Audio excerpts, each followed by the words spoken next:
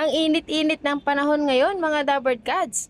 Iwasang ma-stress at ma-heat stroke ang inyong mga alagang ibon. Bigyan sila ng Electrobird. Ihalo lang ito sa kanilang tubig at ibigay sa kanila everyday pang prevent, lalong-lalo na sa ganitong panahon. And for emergency purposes naman, gaya ng matamlay na ang ibon, hindi na kumakain, hindi na umiinom, pwede itong ibigay directly or ipatak sa kanilang mga bibig.